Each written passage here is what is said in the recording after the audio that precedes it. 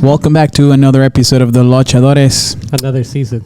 Another season of the Lawchadores. Episode 1. Season 4, episode 1. Today, we have a pretty different episode. Last time we were here was prior to the election. And unfortunately, and I say that very intentional, a lot of things have changed. We are immigration and personal injury attorneys, but regardless of the area of the law that we are in, right now we feel that most of our Latino and immigrant community is under attack. Today we have a special episode where we're going to be answering to some of the craziest and unbelievable, but also some of the kindest questions and comments we've gotten over our social media platforms. And we're going to get started. Why are you so passionate about this field? And actually, I'm the only one from the three of us that don't practice immigration, but You don't sell it so short. You're undefeated. True, I'm undefeated in immigration court. The 3 times that I went. Things actually is more than being involved in the field. I'm passionate about this subject just because, how Roberto said, it seems like this community is under attack, and the worst thing about it is that it has become this scapegoat for these people to blame everything on the immigrant community when in fact they just contribute to this country being the country that it is. I'm passionate because I take it personal. I think that we all should take it personal, even if we're not part of the immigrant community, or if just because we're not part of that community doesn't mean that we don't care about them. And I think the injustice of everything that's been done, especially with no real reason to do it, and in such an inhumane way, that's why we have to care about this, what's happening right now. You want to tell people that you're going to help them out, right? That's not going to happen. Don't lie. Okay.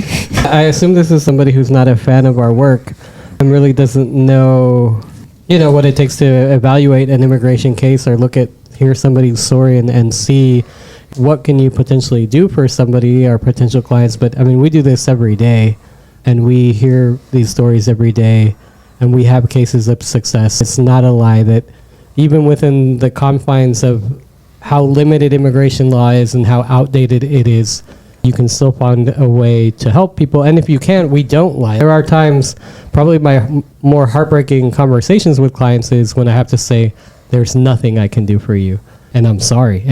But we don't lie about that, right? Like, there are attorneys who do. There are attorneys who will take advantage of this population and maybe put forth some kind of fraudulent application, but that's not what we do. It's not our style. It says here, thank you for your support, RHC Law. United, we are stronger. Don't let fear paralyze us and divide us further. And like you said, let's empathize with one another. Well, I think this is a great statement. This is something that I've been advocating and being very vocal about in the past few weeks. And I would like to take it into pieces. United, we're stronger. That's, I think, one of the main things that we need to consider for us to be successful as a community, immigrant, Latinos, minorities in general. Because if we continue being divided by the rhetoric of this person and power, holding power, or not just him, anyone that is currently holding power, there is not going to be a way for us to move forward. Then don't let fear paralyze us and divide us further. That's correct. I think fear, unfortunately, the first reaction someone has when he's afraid is you paralyze. However, you need to regroup, reassess, and keep on fighting, because if we don't fight back, we're going to keep on being treated the way we have been treated for the past, I would love to say 6 or 10 years, but it's been for a very long time. And then the last part of the statement is, and like you said, let's empathize with one another. Empathy is a value that there's a lot of people that seems like they forgot. They don't have any sense or clue about what empathy is. And maybe they just forgot when they were in the middle of the immigration process. But as long as I am here, I'm going to be here to remind every single one of you that you were part of the process and you were part of the problem. And the fact that you're now having your documents does not mean that you're not part of the problem anymore. You're going to be forever an immigrant, And that's all I have to say.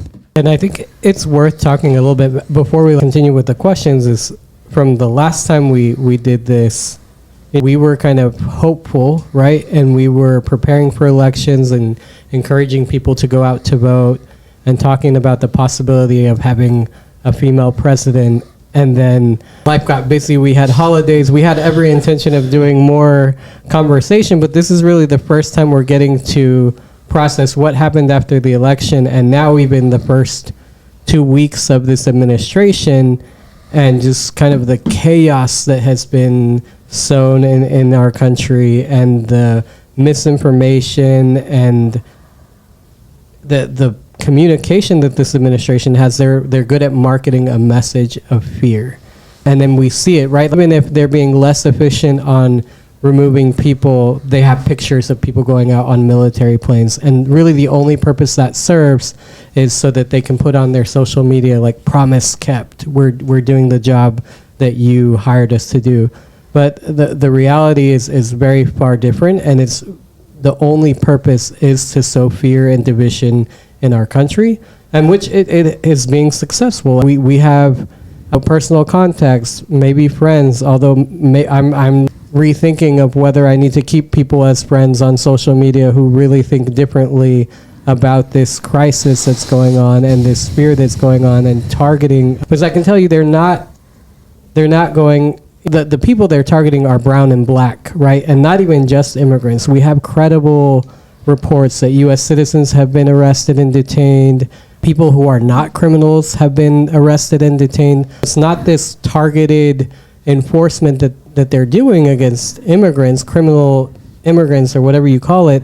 They're just sweeping up whoever's brown or black and they suspect might be here without documents. And that could be any one of us on a Saturday morning that's dressed down, putting gas at the gas station. I think this idea of really having empathy, trying to support each other, and not letting fear control is important. I agree. Another one. As DJ Khaled could say. Oh, wow, this is a long one. Se están quedando sin dinero. Eso es lo único que veo. Y creo que esto fue un comentario que le pusieron a Roberto en su social media.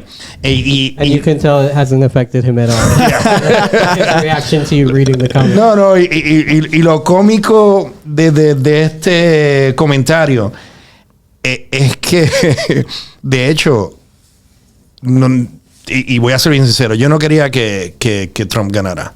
Yo pienso que es un incompetente. No tiene los requisitos para poder gobernar este país. Es un racista. Las personas con quien se está rodeando y que está poniendo en el gobierno son igual o más incompetentes que él. Así que yo no quería que él ganara. Pero yo sabía que si él ganaba, de hecho, la firma de nosotros, mis socios, iban a tener más trabajo. Lo que quería decir es que íbamos a tener más clientes, porque las personas van a necesitar más ayuda con sus problemas migratorios, ya que, como estaba explicando Guillermo, este gobierno lo que está haciendo es todo un show y agarrando personas solamente por cómo se ven o estereotipos o sin importar nada. Y entonces eso quiere decir que van a haber más personas necesitando ayuda de inmigración. Y con todo y que yo sabía que lo más probable iba a traer más negocios y más dinero para nosotros, yo no quería que él ganara. Así que por eso yo encuentro este comentario en realidad es estúpido. Porque mientras más haga este gobierno en contra de los inmigrantes, más clientes vamos a tener nosotros. Pero yo me preocupo más por las personas y nosotros los tres nos preocupamos más por las personas que por ganar dinero. Y claro, esto es un negocio. Nadie se levanta para hacer un trabajo gratis y sin recibir su paga. Pero yo preferiría tener menos clientes de inmigración y que se tratara a esa comunidad y a esas personas con respeto a lo que está ocurriendo ahora. Sí, porque la verdad es que estamos muy ocupados. Tenemos mucho trabajo. pero yo prefiero pagar más por una docena de huevos o por gasolina y no estar tan ocupado de clientes por el miedo que ellos tienen. Yo quisiera ser un poco más incisivo en ese comentario. Solamente diré que el comentario viene de una persona que es un inmigrante, primero. Dos, el comentario creo que trae ahí dos mensajes importantes, que se puede percibir un desprecio y una especie de desaprobación hacia los abogados. Uno, que cobran por su trabajo. Yo no sé a qué se dedique esta persona, pero yo estoy seguro que no regala su trabajo. Entonces el primer error en su declaración es ese. Y dos, ayudar a personas ilegales. Número uno, como inmigrante, ¿qué te da derecho a decir que es legal o ilegal? Primero que nada, la ley de inmigración es una cuestión administrativa, no es una ley criminal. Se ha hecho una campaña alrededor de esta situación para hacerle un procedimiento en el cual se criminalice a las personas. Sin embargo, es un procedimiento completamente distinto. Entonces, eso me da una muy buena idea del tipo de persona que a lo mejor se las da de inteligente, pero que yo estoy muy seguro que tiene una gran carencia del entendimiento en cómo funcionan las leyes y sobre todo la cuestión de oferta-demanda en el mercado en Estados Unidos. Solamente diré eso. Déjeme agarrar una preguntita. Dice aquí: ¿qué pasa con los niños que nacen en estos días? What about children being born these days? Bueno, yo creo que esta pregunta va destinada a la orden ejecutiva que se firmó, que trata de erradicar el derecho a nacer en los Estados Unidos y ser considerado ciudadano americano. Bueno, la orden ejecutiva que se firmó se supone que entra en vigor 30 días después de su firma. Sin embargo, hubo demandas en contra de esta orden ejecutiva y ahorita ya hay una especie de suspensión. Entonces, esto se va a estar litigando. Ahora, yo he hecho un esfuerzo en redes sociales de tratar de aclarar cuál es la intención de esta parte. Para responder la pregunta, no pasa nada. Los niños van a seguir naciendo en Estados Unidos y siendo ciudadanos americanos hasta que se resuelva el procedimiento legal para resolver esa disputa entre la administración y las personas que demandaron al gobierno. What happens in a preliminary hearing in person? ¿Qué sucede en una audiencia preliminar en persona? Y creo que eso refiere a la audiencia en el Tribunal de Inmigración. Uh-huh.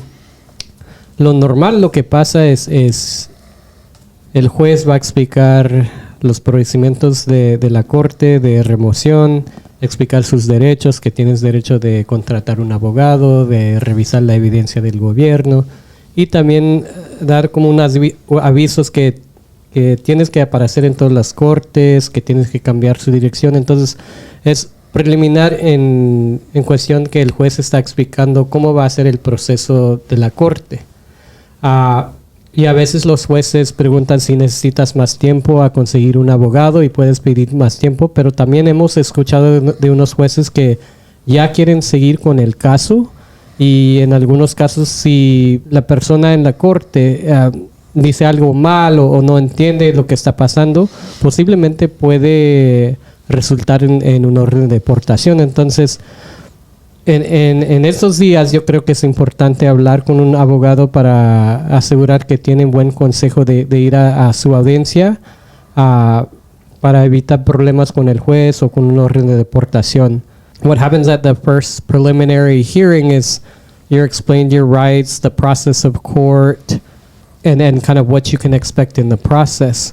But we have had reports of judges who just want to kind of lambast respondents in the process and almost pressure them to take a removal order, you know, if they can't articulate what kind of relief they have or what they're going to be pursuing, or even maybe there was problem understanding their interpreter, but if whatever they communicate isn't sufficient for the judge, we've heard reports where the judge will just order the removal in that first hearing. I think for that it's important, especially now, to consult with an attorney, maybe hire an attorney if you can to go with you to your first hearing so that you avoid those kind of miscommunication and problems which could eventually end in a deportation order. How can we make an appointment with you all? ¿Cómo podemos concertar una cita con todos ustedes? Bueno, una cita con todos nosotros va a ser bastante difícil. Pero si están hablando para los abogados de inmigración, lo pueden hacer de varias formas. Pueden llamar al número 210-922-8541. También pueden ir a la... 8542. No, 8542 no, esa es mi línea directa. Y a eso iba. O también pueden ir a nuestro website, rhc.law, o puede hasta type Lawchadores.com y nos va a llevar al website. Y ahí puede hacer una cita. Lo que le quería decir es que ahí van a poder ver a Roberto, a Guillermo y Fernando, que es el asociado, de cuándo tienen disponible. Puede que vean un link con mi nombre. Si hacen una cita conmigo para inmigración, van a estar muy decepcionados del tipo de servicio que yo puedo proveer en cuanto a esa área. Puede ser que la pasemos muy bien hablando, pero no creo que yo sea el indicado para ayudarlo. Así que siempre busquen por los nombres Roberto Campos, Guillermo Hernández o Fernando Baeza. Si quieren reunirse conmigo solamente para hablar y me quieren traer un café, lo pueden hacer. Pero para ayudar a la inmigración no creo que vaya a funcionar.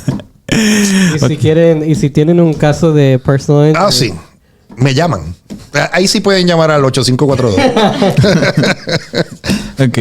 Están contradiciendo la enmienda 14. Amendment 14 is contradicting. También de esto hemos hecho una campaña bastante importante para tratar de explicar cuál es la situación ante esta intento de erradicar el derecho de una persona a ser ciudadana americana naciendo en Estados Unidos.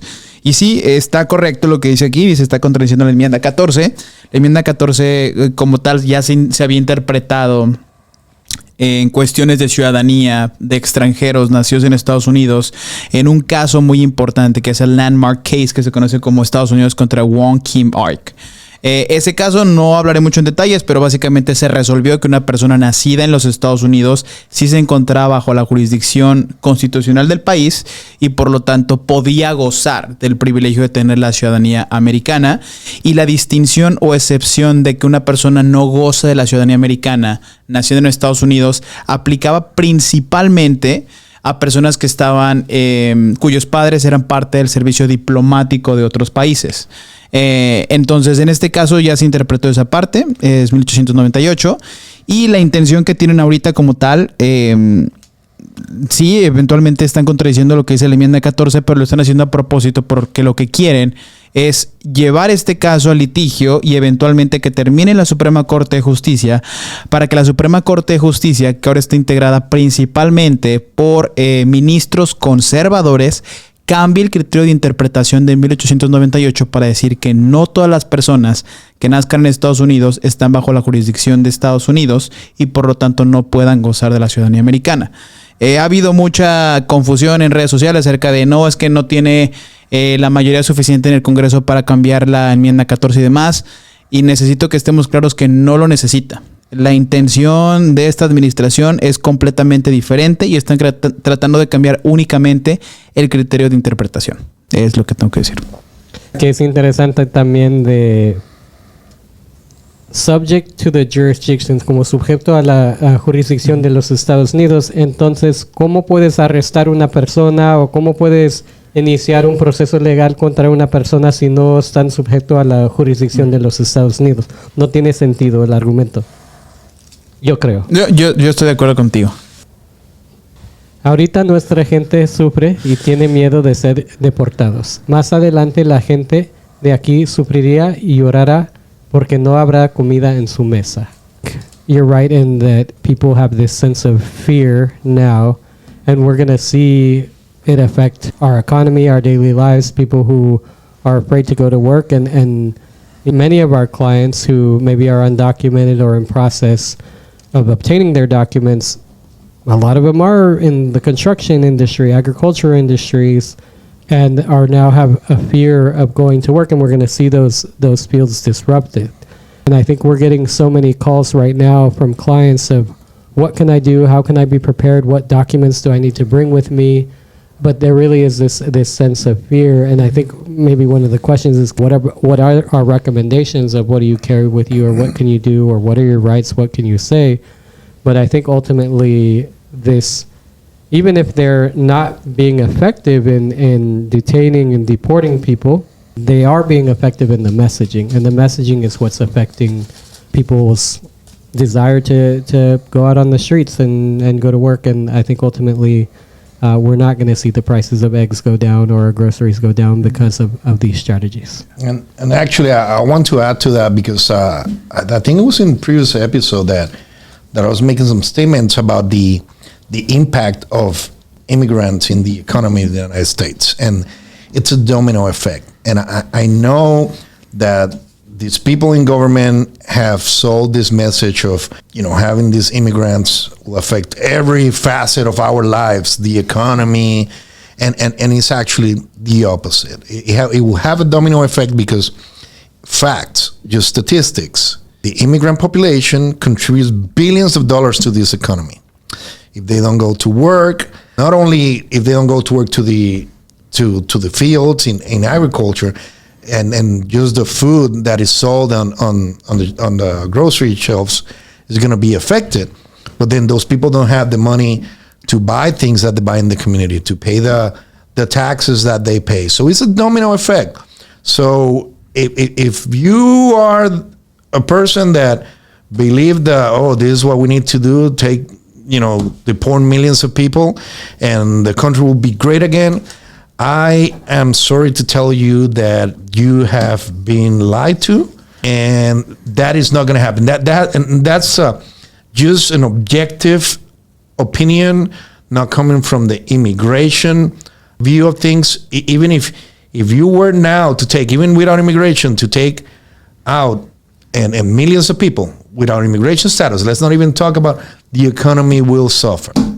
But hey, you just keep believing what they tell you.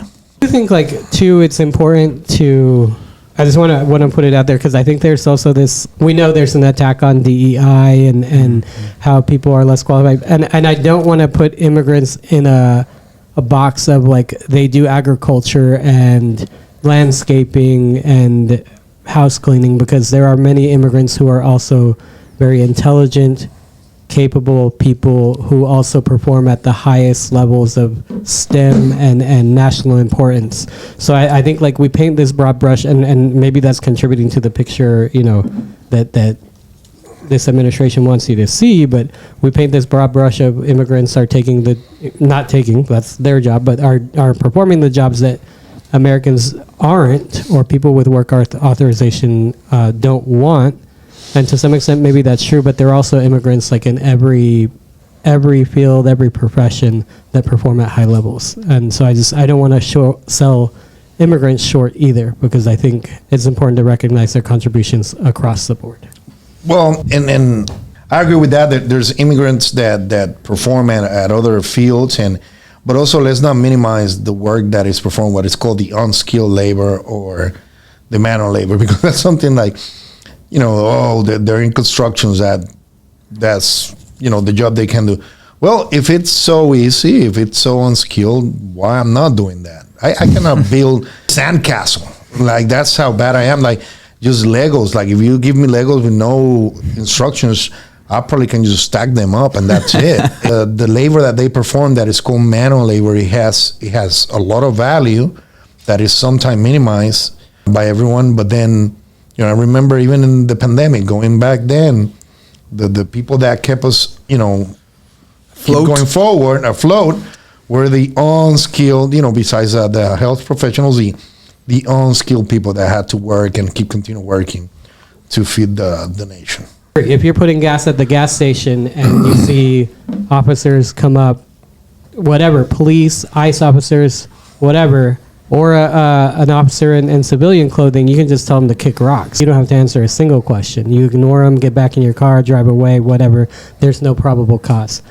If you're driving, failure to identify, what happens is if you don't identify yourself, then you get taken down to county because they have to fingerprint you, they have to identify you, and then you're put in a holding cell, and ICE comes into the county jail and starts asking people, ¿Tienes papeles? ¿De dónde eres? And once you answer that question, that's when ICE will put a detainer on you if you answer that you're from some other country. One is people need to realize they have no obligation to talk to ICE. You don't have to say anything, nothing. The police, if you're reasonable suspicion of committing a crime, or if there's probable cause to stop you, then obviously you do have to comply with law enforcement. But I think a few of the important things, right now is I'm telling people to carry at least 2 years, evidence of 2 years physical presence in the United States. And the reason is because the regulations or the memos that have expanded expedited removal. And if you don't have that, I mean, there's no guarantee that they will even listen and look at your evidence, but at least you're saying like, hey, look, I've been here longer than 2 years. They may still put somebody in expedited removal. And the next thing is, under our current asylum laws and regulations, you have to affirmatively claim fear. So if you maintain your right to silence and don't say anything, you haven't affirmatively claimed fear. So if you're detained by immigration and you do have a fear of returning to your country, at that point, I would say you no longer remain silent. You affirmatively say, tengo miedo de regresar a mi país. Like, I want a credible fear interview so that I can present my claim. I think, like, if you are driving, carry an identification document in case you're stopped by the police. I would prefer a client get cited for no driver's license or expired driver's license than having no ID and then going to county, having contact with ICE, and then being put into custody. But I think generally all of the other rights apply, right? You have the right to silence. You have the right to an attorney. Based on case law, you have to say, I'm remaining silent, right? I need to speak with my attorney.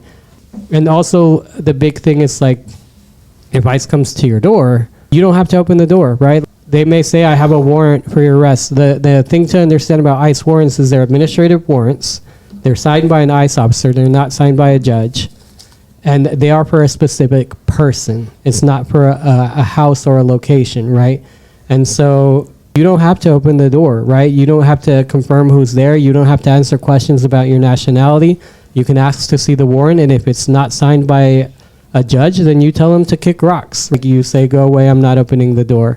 And I know, like, I was watching a clip of Tom Homan, the border czar, and he was complaining about how immigration attorneys are helping undocumented immigrants hide from ICE. And he said, they call it know your rights. I call it helping them hide from ICE and stay undetected. But it's because people need to know, like, what can you do? Because sometimes these ICE officers tend to be very aggressive.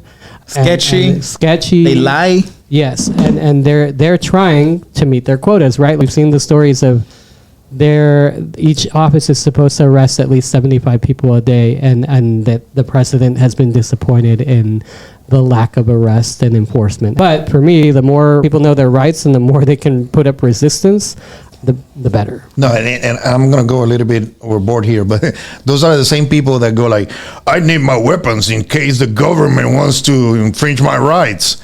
And then when you teach people about rights with no violence at all, they call them like how to hide from ICE. But the same people are like, oh, I need my weapons. It's the tyranny.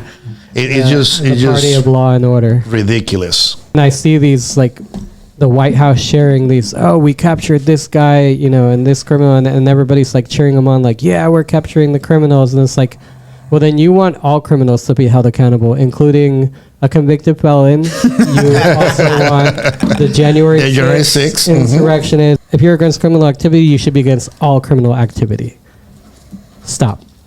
I saw recently a post from the White House Instagram, if I'm not mistaken, and they were advertising that they were able to capture this very dangerous criminal, which his crime was to overstay his visa. It's not even a crime. That's exactly what I like. What is a crime there? That is an administrative violation. Yeah. So you're framing this person, and I think that's a violation of the right in the United States. But Yep. I mean, that's how we're working right now. Dice, puedes hablar de que se aprobaron redadas en las escuelas, iglesias y hospitales. Can you talk about raids being allowed in schools, churches and hospitals?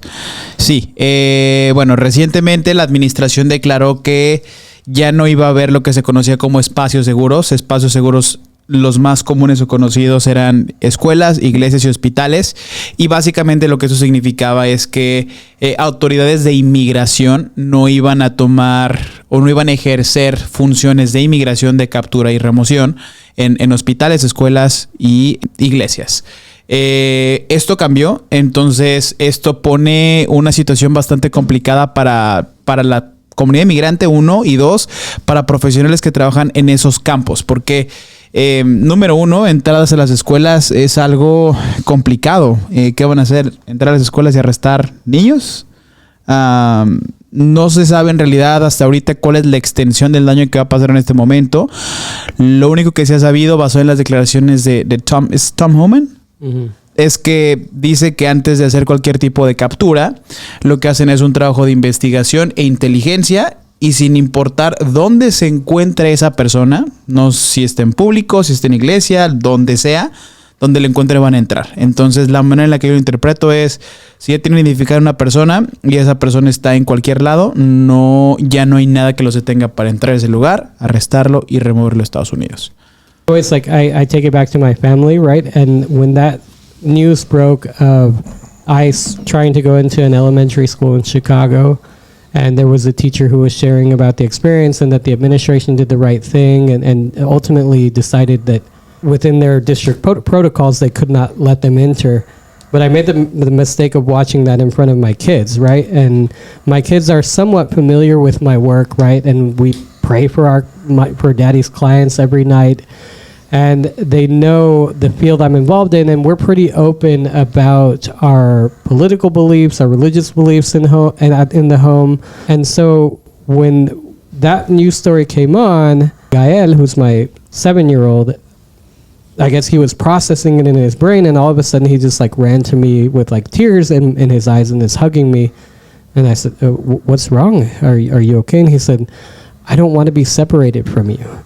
And I said, it broke my heart. And then Guillermo was also looking at me sad, and they're worried about like, why are they going to schools? What are they doing? Who are they looking for? And they go to a dual language school who have some of their friends who are immigrants or undocumented. And it's just heartbreaking like to see that my kids have more compassion and human decency than the people that are controlling these policies. And it really goes back to that strategy of sowing fear in the community. Yeah. And it's unfortunate. The next question I have is, what are you most concerned about over the next 4 years, not just as an immigration attorney, but a human, as I think just the damage that this administration can do. And I think we're seeing that already. We're seeing the fear in the community. We're seeing this divisiveness, this messaging against diversity, equity, and inclusion, that it's a bad thing, that it brings bad candidates forward, attack on women's reproductive rights, attack on education. I just think we're going to see a lot of this come to the forefront, and it's going to be up to us to challenge that and to fight back and to fight for people's rights. For whatever reason, Trump, in his masterfulness of confusion and chaos and communication, has been able to engage a significant portion of the population into just following him without question. And to me, that's scary and that's concerning. And that's what I'm most worried about as a human being, because I think we lose ourselves. We lose ourselves as a country. We lose ourselves as human beings when we lose that empathy and just are driven by chaos and fear and divisiveness. Where are you located? In San Antonio, in Texas. We also have an office in Mexico City, but we take cases from everywhere. We have cases, Roberto just flew to Chicago earlier this month. We have cases in El Paso, Laredo. I was just there a few weeks ago. I'll be there again next week. Miami, Orlando, LA, Virginia. Yeah. One benefit to COVID was the increase of technology for taking clients by video call, increasing our technology to receive documents, and the courts, at least for now, are still permitting WebEx, which is virtual appearances and hearings. And so we're able to take on clientele, not just from San Antonio, although I love San Antonio and I love the people here and the culture and the clients here, but we're also able to provide services nationwide, since immigration is a federal practice. This has been a great episode. Thank you everyone for tuning in.